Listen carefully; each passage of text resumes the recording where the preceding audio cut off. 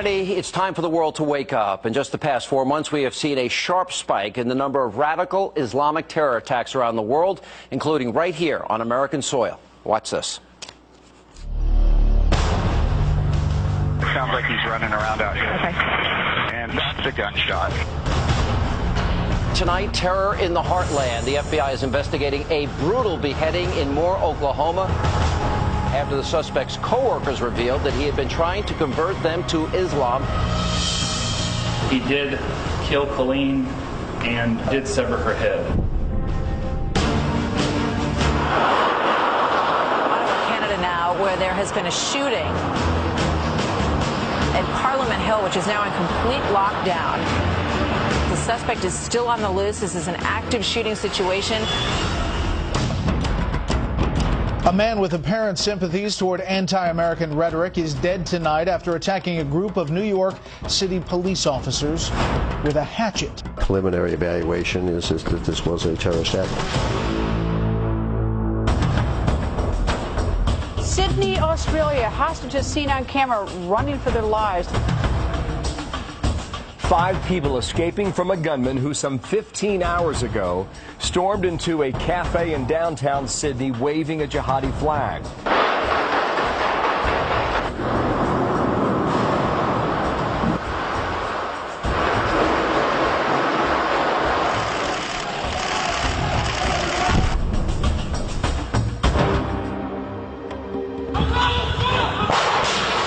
Massive manhunt underway right now in Paris for the masked gunmen, 3 of them, who stormed a French newspaper, killing at least 12 people at the offices of Charlie Hebdo. This vicious terrorist attack is a reminder that we must always be vigilant against the enemies of freedom. Now, the rise of radical Islam around the globe is disturbing, so tonight we have brought together right here in studio terrorism experts, former members and law enforcement officials, and much more to talk about this grave threat. Thank you all for being with us. Appreciate it. Robert Spencer, Jihad Watch. Seems that we have this rise, but there is one commonality in each instance, the word Islam. But yet the president won't say Islamic State. What happened at Fort Hood, Allahu Akbar, is workplace violence. Why this reluctance and resistance to say the word Islam and associate it with terror? It seems as if the president thinks and the administration thinks that if they say something is Islamic, then they will be at war with the entire Islamic world, and right-wing racist vigilantes will go and victimize innocent people in the United States. Both are hogwash and nonsense, and what's happened is that we have effectively gotten ourselves into a position where it's forbidden to speak about the motives and goals of the enemy, and you cannot possibly defeat an enemy that you refuse to understand.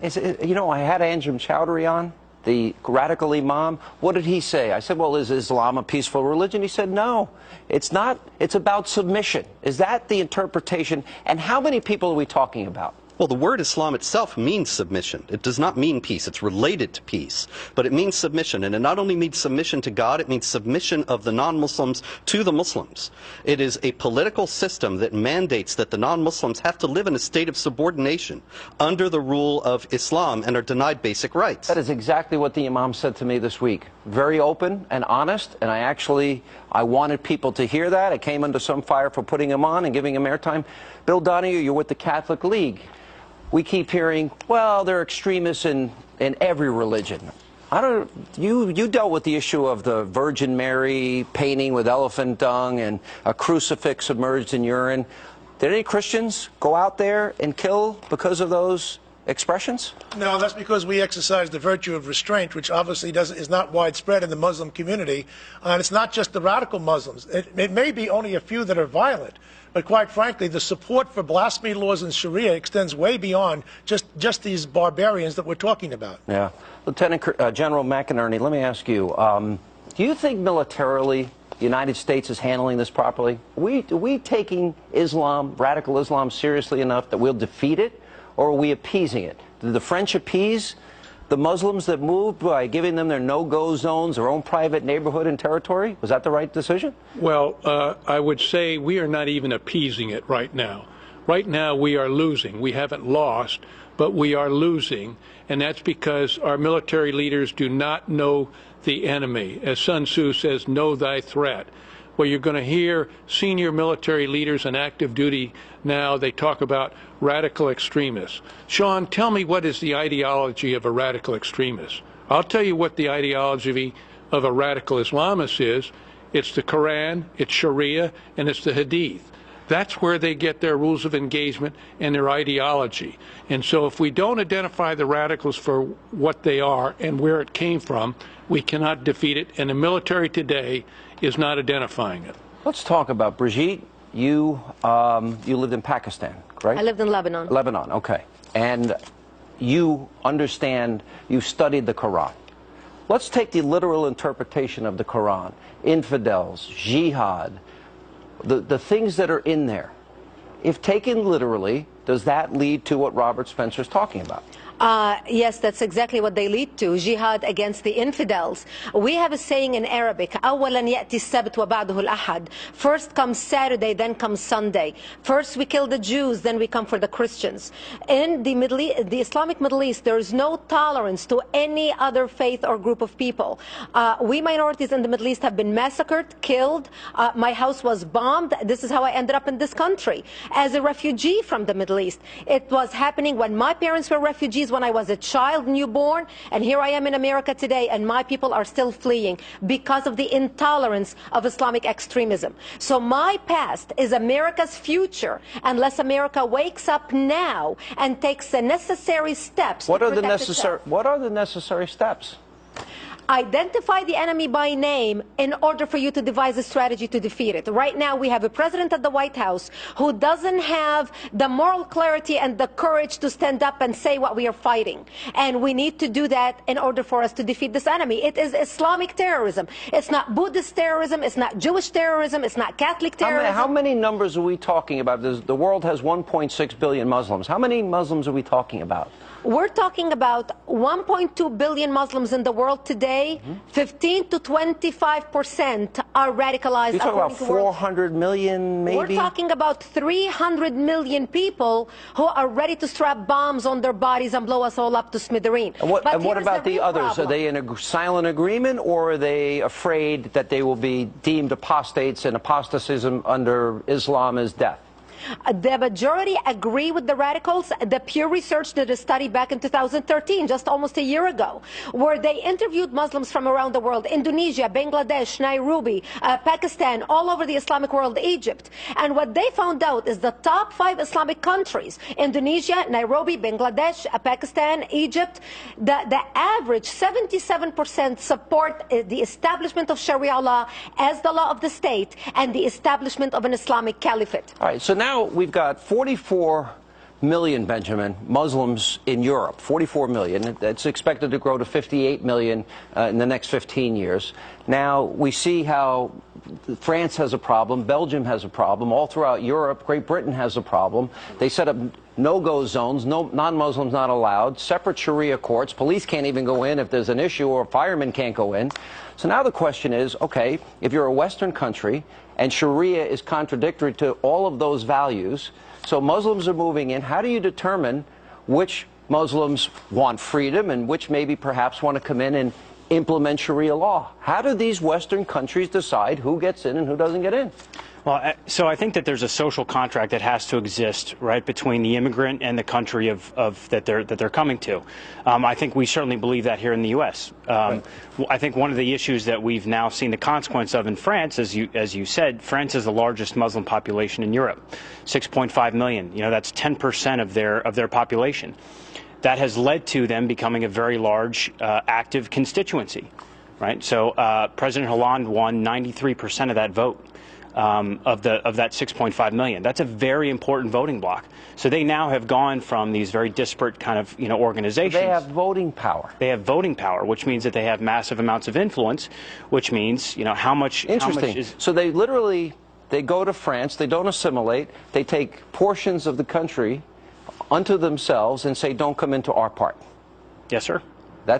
See, Pam, you are very outspoken in terms of the Israeli-Palestinian conflict and groups like Hamas and Hezbollah, Islamic Jihad, the Muslim Brotherhood. It sounds to me like France has almost set itself up where, like Israel, they will be surrounded very closely by neighbors that want to destroy them. Is this the beginning of something to come? Well, perhaps they should meet with the French Muslims and set up two states so they can live side by side peacefully. That's a joke. I could tell. But look. But it's not a joke because they are living separately. No, they are living separately. Police can't go in there. They are ambushed. It's like almost, hundreds of years ago where there were city-states set up. I don't worry so much about the piety and the devoutness of the enemy. I worry about the confusion and the obfuscation on our side. The New York Times actually scrubbed the news story where one of the jihadists told the journalist that lived that she had to convert, she had to study the Quran, and she had to wear the veil. Yeah. They took that, they removed that from the story. The editor took it out of the story. This is very important. We're going to talk about the media later. Yeah, well, the media. We'll get to know on this. I know he's our media expert. They took it out of the story. It's obfuscation. It's deliberate. It's the enemy media. I mean, they're literally deceiving and disarming freedom-loving peoples. Ismail Brinsley, who slaughtered the New York Police Department, his Facebook page, Strike Terror in the Hearts of the Infidel, the beheader, Yisrael, who beheaded Colleen Hufford, who you started out with, his Facebook page was all Islam. That was not in the paper. How many agree with what Pam's saying? So the world. So let me ask the question another way, maybe more bluntly: is the world cowering to Islam? Yes. Hands up. Yes. Everybody agrees. Anyone disagree? Anybody disagree? Wow, pretty interesting. All right, we got to take a break. We're going to come back, and coming up next on this busy news night tonight here on Hannity. As 9/11 in New York, as the subway bombings in London, and now this in Paris, this tells everybody that this can happen anywhere. Chilling warning from the former deputy director of the CIA. Our audience will weigh in next as we continue this special edition.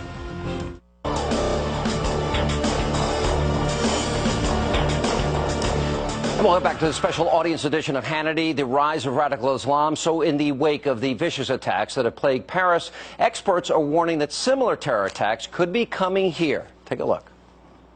This is an attack on the way the West lives, and that's different than we've seen before. And I think the response you see in the street around the world is a reflection of that. The other thing I think is, as 9/11 in New York, as the subway bombings in London, and now this in Paris, this tells everybody that this can happen anywhere. Whether the president wants to recognize it or not, they are at war with us. It is worldwide. We are at risk all over the world, and the president should be leading a worldwide effort against them. Here with us in studio, we continue with our studio audience. Zainab, I agree with Rudy. I agree that we're not being outspoken enough. I think there's timidity, if you will. Let me ask this question. A lot of the media in the United States, and we'll talk more about this later, decided that they didn't want to show the cartoons that led to the incident in Paris. Is that a mistake? That's a huge mistake. Why? Because this is exactly what the whole notion and concept of freedom of speech is, and the values of liberal, secular democracy is with freedom of speech. And if we're not able to show those cartoons, if we're not able to publicly debate about them and see what it is, it's cowering, it's fear to pull back from them. And we're essentially feeding in to what these Islamists want. Leah?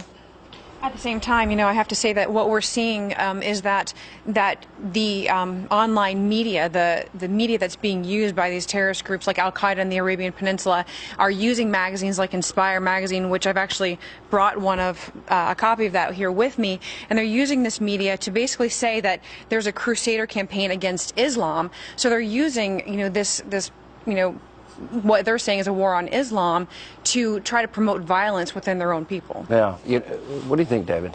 Well, there's a broader context to this, and the magazine is part of that, and it was brought up earlier, which is how we see the threat globally. For example, we're talking about 12 attacked in Charlie Hebdo and murdered in a terrorist attack. And, of course, the hostages in the grocery. We're not talking about Boko Haram. We're not talking about Africa. In the last 72-plus hours, if, as reported, some 2,000 people have been killed. In Africa, a continent of some 56 nations, over 30 of them are actually Muslim-controlled or have serious problems. We're looking at an immense continent with resources that can be taken over. And further, our response as a nation, as a globe. This came from my high-level sources in Washington, and this is the first time you'll actually hear this. Secretary of Defense nominee Ash Carter has been told by the White House that he is to stay within the constraints of the Budget Control Act. They should not come up with workarounds around it, as some have done, and that the generals need to be kept in control and not going up to the hill as they did under Secretary Hagel, because they didn't listen to Hagel. So effectively what this White House is doing is they are hamstringing our military. They are disarming our ability to project force. We have an AFRICOM command that's in Germany. We don't have a home for it in Africa. Folks, look around the globe. Look at Malaysia. Look at the Philippines. When you circle the globe and you look at this, this becomes a problem that is global, and we need to pay attention to the success of radical Islam. Let me go to Ainsley Earhart. The media, you work in the media, you've been a journalist for all these years, and yet they've got to make a decision. You have to report the facts. You have to stay true to the story. And you have the editor who is willing to die for his cause. The government was telling him not to produce these cartoons and continue on. He chose to do so. And you remember what he said. We talked about it last night on your show. He said, I would rather die standing I would rather live standing than die on my knees. And you know, this was a place that was firebombed. They knew that they were under sorry, threat. I quoted that wrong. I would rather die standing. No, you had it, right. Sorry, I had it right. Than live on my knees. Exactly. Right. But you think about it, these guys were courageous, and I know, you know, Mr. Donahue, we've been friends a long time. I know you don't like it because they also had cartoons about the Pope, and I don't like it. I'm a Catholic like you, but I side with free speech first. Why would we want to stop them from printing that, as repugnant as you and I may find them? Right. Who said that they wanted to stop them? No, I'm saying... No, I said what I'm saying, first of all, let's get it right, Sean. Okay. We're not talking here about inoffensive depictions such as the Danish cartoons. We're talking about toilet speech. We're talking about anal sex. We're talking about scatological commentary. We're talking about the kinds of things which I don't think we should put on TV, although I do agree that the Danish cartoons we should put on there just because the Muslims don't like it, who cares? But I think when it comes to a level of indecency, and if we can't agree that you show people having oral sex and the Pope, and I don't care if it's Muslims, Jews, it doesn't make any difference to me, then we ourselves are making a statement that Western values are becoming morally destitute. That's what I object to. But who gets to determine what gets to be printed and what doesn't get to be printed? It's an easy decision. It's made every single day. It's made on your show right now. I can prove it to you, but I won't. Show, I could use the F word and it would be deleted because of censorship here at Fox, and I agree with that censorship. I'm asking we only use that for Bob Beckel. Bob Beckel has a special button. That's not why they were slaughtered. That's not why they were slaughtered. It was not for pornography. They were slaughtered because they were smart, Alex. They were slaughtered because they ran the cartoons. And Charles, they are war heroes. That was an act of war. That was a military strike in the heart of Paris. It's not just these three guys. Who trained them? See, I agree with you. Who was their imam? What mosque did they pray at? I mean, this is there's a whole network. It's not just these three guys. Bill, I guess this comes down to, do you believe in full and complete freedom of speech? Nobody does.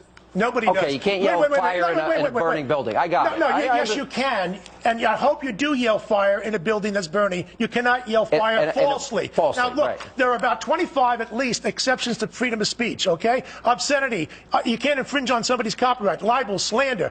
Look, this idea that freedom of speech is an absolute is exactly the problem. You have to be able to have some restraint. That's not accepted by the courts, by the way. What you're saying. I'll tell you what, we're going to pick it up here, and we'll come back with Bill Maher's comments. I rarely agree with Bill Maher, but I actually thought he made some pretty powerful comments on Jimmy Kimmel. We'll come back. And liberals are in denial about radical Islam. By the way, where have they been for years? We're going to examine the deadly consequences that could have. This and much more on the special audience edition of Hannity, Rise of Radical Islam, straight ahead.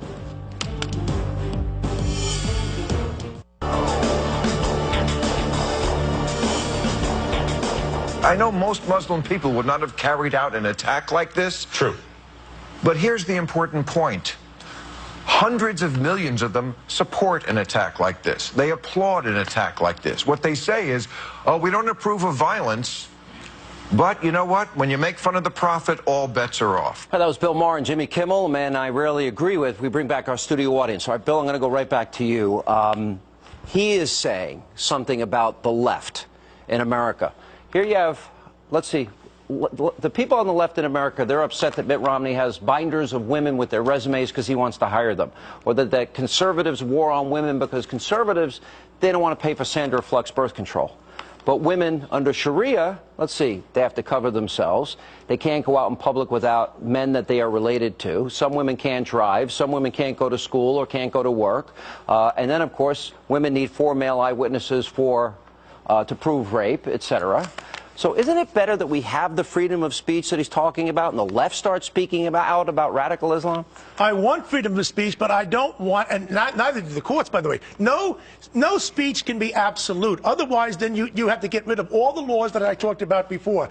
Look, liberty is an important value, but it also runs up against justice and equality. That's why one can't trump the other constantly. You've got to have some moderation. Now, this man's a phony. He contributes to the hate speech in this country against Catholics in particular. I have nothing but contempt for him. He's the enemy of freedom because he's the kind of person who people then cry out and say, let's get some censorship. I don't want the government to censor anything. I want people to censor themselves. Okay, fair enough. And if they don't, you can speak out against it, but you don't. But if you don't like a cartoon, Bill Donahue's not going to go in or...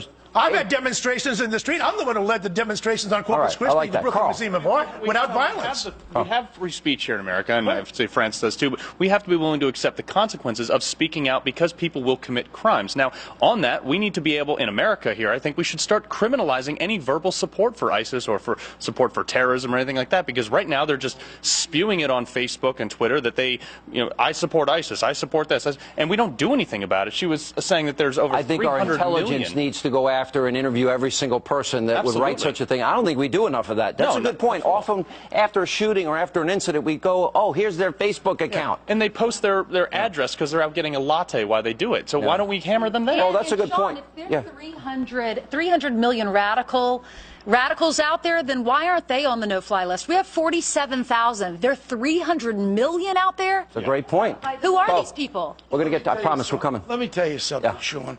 We can talk all about these freedom of speech. Let's cut to the chase. America has to wake up. What happened over in Paris is coming here. You got a president that's cutting the defense budget down into the 50 billions. You got Dianne Feinstein there worrying about the people's rights, about waterboarding and about interrogation. I tell you what, when they come here, when they go to Grand Central, Penn Station, and they machine gun some Americans, you're going to see how fast this country is going to change. But we shouldn't wait. We should get the technology. Let me please finish. You got a technology. You got them, like he just said. They're killing thousands of people all over the world. But these 12 people hit the jackpot. It's news all over the world. You think they're not coming to England? There's word already about them attacking transportation, and they're going to come to New York, and everyone's going to say, because I remember 9/11. I was there, and I tell you what, my heart comes out for those families, and it's coming back here. Everyone forgets. And when you get a Dianne Feinstein like that, who's worrying about people's rights with eavesdropping, without the eavesdropping, without intelligence, we're not going to stop the next attack. Let me go to Lisa. Why is there this silence among the left? How women are treated, gays and lesbians are executed. They're more angry at conservatives not wanting to buy birth control. Because it's first a political issue and then a human one. I cover this day in and day out. And the headlines, there's one common thread. It's this ideology. And we can connect it to Yemen. That's where the headquarters are in this case with what happened in Paris. But ideology travels, and it travels fast. They know how to use the internet. They know how to use social media. And until we take the phrases of lone wolf and homegrown terrorism out of our lexicon, we will never acknowledge this threat. These two boys, these two young men, were Parisian. They were born and raised in Paris. They chose to seek out this radicalization. They went to Yemen not only to be trained, but to meet with the leaders of these groups. So this is not something that is just, isolated to They spoke perfect French. They spoke perfect French. And you know what? Al-Awlaki, the man who he adored and was his mentor, he spoke perfect English. And he was the expert at targeting these attacks against the West. So they are very much far ahead of us. They are winning. They know how to train the people well. They know how to speak English. They know how to use rap videos. They know how to use social media. And we still have not learned to acknowledge what it is. In other words, they're fighting a war.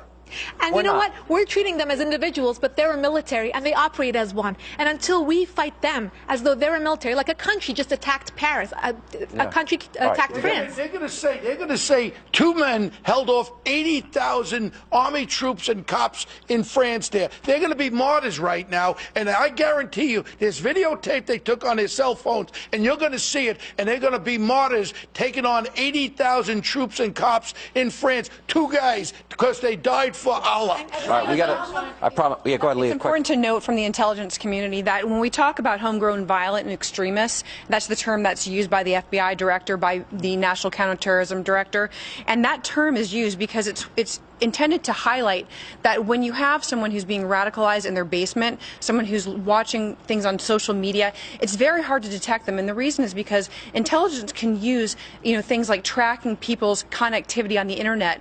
They know when somebody's about to make an attack, typically because all of a sudden they see a rapid increase in that connectivity, right? But the point about homegrown violent extremism, in this particular case, it doesn't appear to be the case. These are people who had connections. When we talk about homegrown violent terrorists, violent extremists, they're talking about the person who's radicalized in their basement that is not going to have that connectivity, and it's very difficult from an intelligence perspective to track and predict that. A perfect example of that is the Boston Marathon bomb. All right, we got to take a break. Stay right there. Coming up. All right, so why does the left continue to deny radical Islam? Why can't they say the word Islam? We're going to answer that question as the special audience edition of Hannity continues. Straight ahead. And welcome back to Hannity. So for years, liberals have been denying the existence of radical Islam. Watch this tape. We want to jump out and say Islam has a problem with tolerance. It doesn't. Societies have a problem with tolerance, and we're not teaching these young individuals to be tolerant. You don't think Islam has a problem with tolerance? I don't. Absolutely not. One of the reports has it that one of these guys who led this attack was radicalized by reading about Abu Ghraib, that prior to that he was not an extremist. I stopped calling these people Muslim terrorists. They're about as Muslim as I am. I mean, they have no respect for anybody else's life. That's not what the Quran says. Just condemn Islam? The solution, the solution is very much what we've killed more Muslims than they've killed us by an awful lot. Now, unfortunately, it gets worse. President Obama, Hillary Clinton have also showed strong leadership. They have not been showing strong leadership when it comes to radical Islamists. Take a look. The future must not belong to those who slander the Prophet of Islam. But to be credible, those who condemn that slander must also condemn the hate we see in the images of Jesus Christ that are desecrated. This is what we call smart power, using every possible tool and partner to advance peace and security, leaving no one on the sidelines, showing respect even for one's enemies, trying to understand and, insofar as psychologically possible, empathize with their perspective and point of view. All right, we bring back our studio audience. Jonathan Gilliam. It's interesting to me that I would think that the President of the United States of America and the Secretary of State would have better things to do than blame a YouTube video that they didn't like. Oh, we condemn this. Or Jay Carney and Jacques Chirac that condemned this very news magazine for publishing similar photos back in, 2012 or 2011. Don't you think they ought to be saying, you know what, if you don't like it, too bad. We believe in free speech. He's just another example of an incompetent leader. I mean, that's plain and simple. And as the American public have to take charge of this themselves. We have all these people who protest and they say they learned this because they read this or they read that. If they want to start reading something, go and look at history. Look at the way Islam started. Look at the tactics they used. Look at the genocide of the Armenians in the early 1900s. Half of all Armenians are no longer on this planet because of them. So this is the new caliphate. This is the new caliphate. And also go back, and we've talked about this before, Dr. Milgram, Stanley Milgram, did a study in 1969 at Harvard University to try to find out why the German population would follow a madman like Hitler. Go and look at that study and then compare and contrast it to today. We're saying 25%. That's of active people that are going to be active. The people who will support those people is upwards of 80 to 90% of the entire population. No, well, let me bring you in here. Chowdhury saying Islam means submission, the rise of anti-Semitism, some of the rhetoric that I hear, a lot of the terror attacks, reminds me a lot of 1938. I must think I'm off base. No, I think that's perfectly fair. And what we've seen is a profound bit of hypocrisy from some of the editors, for example, who've been censoring these images while cloaking themselves in the Je suis Charlie movement. And I think we've actually seen a little bit more of what we're seeing on MSNBC on those clips you played, and a little bit on this panel here of conflating incitement to violence, providing material support for terrorists, with supporting tasteless art. Aren't a lot of us in this room, though, unique in terms of pretty much everybody here is willing to speak the truth and probably, you know, have gotten noticed. I know people in this room have been openly, they have gotten death threats published because of what they say about the treatment of women and radical Islam. On a slightly less serious level, there's been no bloodshed. But for somebody who's spent a career in radio like you have, you know quite well that a group with a letterhead will come after your career for saying something you don't like. And there's a lot of people who have lost their jobs as a result of that. And I wonder how much the individuals who are out there saying Je suis Charlie are going to forget all about that the next time somebody says something offensive and they want their head, figuratively speaking. Ryan? Right. This isn't about the cartoons, per se. This is about Sharia's blasphemy laws. The victory for the enemy wasn't the attack in Paris. It was our reaction to it when we engage in self-censorship. It's because they can't conquer us and implement Sharia from the top down. So they're trying to intimidate us so that we implement Sharia upon ourselves. So when we self-censor, we are vindicating their ideology. But the President of the United States is urging self-censorship. The President of the United States' spokesman urged that newspaper not to publish cartoons. And that gets interpreted as vindication for that ideology. And I guarantee you that groups like Al-Qaeda right now are going to radicalize people by saying, well, we all agree that these type of cartoons should be banned. We showed you how to do it. Allah is blessing us because it worked. So that proves that we are right. And Andy, and the President, and This is what was supposed to be blasphemy. Now, we didn't see Orthodox Jews showing up with Kalashnikovs at the Hebdo headquarters. These attitudes are widespread. Brigitte mentioned support for the Sharia. More specifically, in terms of the code of law across the Middle East and North Africa, Pew showed that 80% of these countries still enforce Sharia-based blasphemy law. In the United States, it's getting ominous here too, Sean. There, 58% of U.S. Muslims polled in 2012, around the time of the election, said that they did not abide First Amendment protections for what they called criticism of Muhammad. 46% said they wanted legal punishment. 12% admitted that they would abide the death penalty for those in the United States who, quote, blasphemed Muhammad. Let me ask this question. How many of you in this room, based on something that you've said about Islam, have gotten some type of threat? Raise your hands. All right, my hand has to go up too. Ainsley, you're innocent. All right, she's the reporter. So, what? Yeah. We're ignoring some realities, and it comes from the White House on down. Give you an example. November 2014, the UAE declares CARE a terrorist organization. Same organization that was unindicted co-conspirators in the Holy Land Foundation trial. But yet CARE has very close ties to this White House. It's not new. Organizations, groups, terrorist groups included, Muslim Brotherhood, they seek influence in government. So we've got to root out this influence within our own government in all sectors. It's not Republican or Democrat. It's within government. All right, hang on there. We're going to take a break. We'll come back and we'll continue. Much more coming up straight ahead right here on Hannity. Islam does not mean peace, Sean. It means submission. Submission to the commands of God. Okay, so you want if you want to live worldwide peacefully submission with me, then we can live peacefully together. That was part of my exclusive interview with that radical imam, Anjem Choudary. So why everybody needs to take a listen to what he's saying very seriously. We'll explain that and examine that coming up next.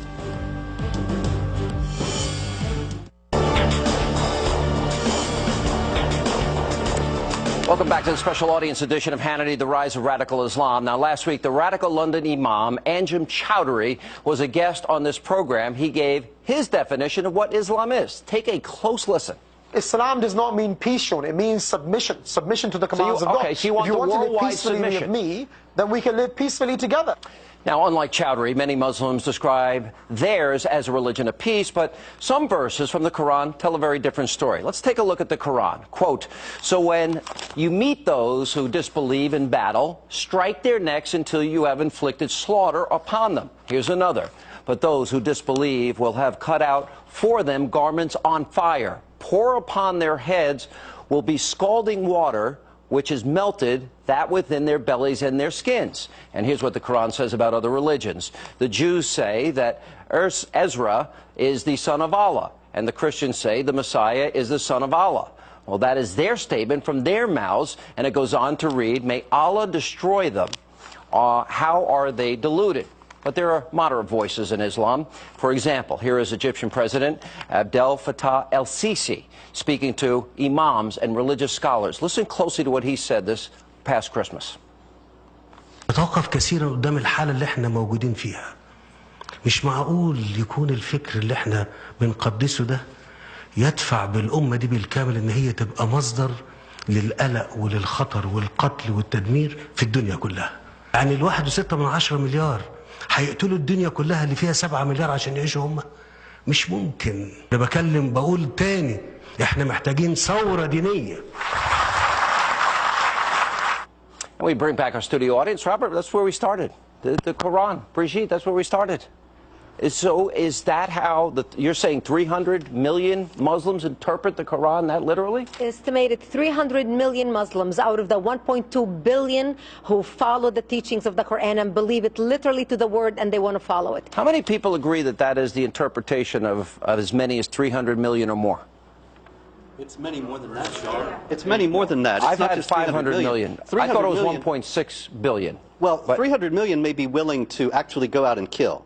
But the literalism is the mainstream understanding of the Quran in Islam. There is no developed tradition of interpreting these things in some figurative way. When the Quran says fight against the people of the book, that's Jews and Christians, until they pay the jizya, a tax, with willing submission and feel themselves subdued, that is taught as a mandate for warfare by the vast majority, by virtually all Islamic authorities. General, it's mainstream. The Muslims who are not fighting still understand that that is something that is good and proper to be done, and they applaud those who do it. General, I understand the military knows this, but I only think it's beginning to dawn on people. Everyone here in this room has read the Quran, or at least portions of it. And what? Yeah, and I would assume the military knows full well what's in there. But do you think the average American does? Well, first of all, the average American doesn't, but the average military man doesn't either.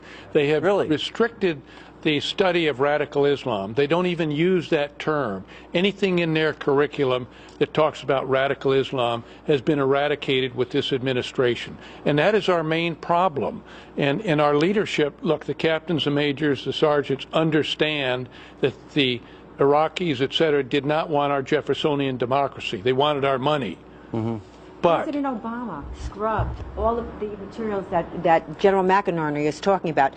Robert Spencer used to talk to Intel. They're not getting any education whatsoever. What General Sisi said was calling for a revolution it's calling for a revolution in Islam. That you he may die for those comments. But saying you've got to change. Your President Obama did not back my president. He backed the Muslim Brotherhood. He backed the opposition to this man that's speaking frankly and candidly about Islam. Well, Sean, this brings a bigger issue. Is the issue Islam as a whole for failing to police itself? we need to look at that as a country. David. There's a very important point to come off what Carl just said. We can fight this problem. We can kill terrorists, and we should kill as many as possible at every opportunity. But it's up to the Muslims around the world to police and solve their problem. And frankly, this will be a violent solution. Muslims will have to kill Muslims by the tens of thousands, by the millions to solve this issue. No. Yeah, I think what the general was talking about is really a failure of our understanding geopolitically.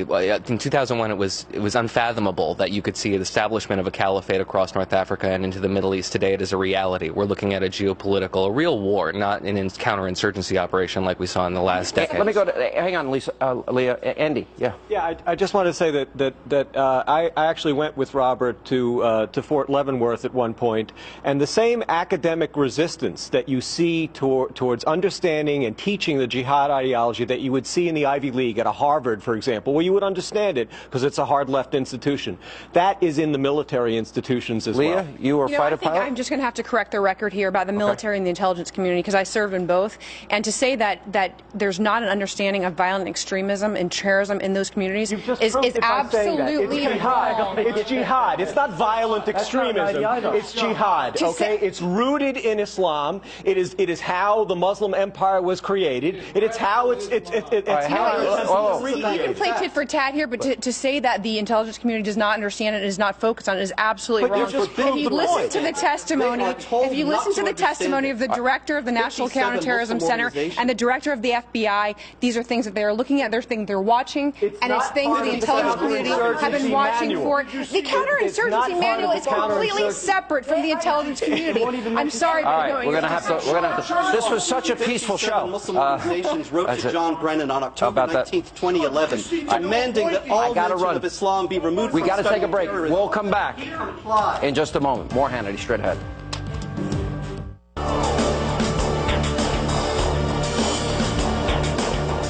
All right, that is all the time we have left this evening. I want to thank our very special studio audience. Give yourselves a big hand. Thank you for being with us on this very important topic. And as always, thank you for being with us, and we'll see you back here soon.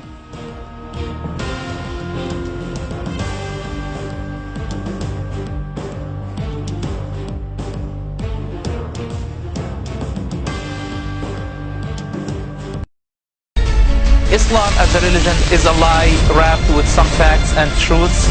I want the truth! You can't handle the truth!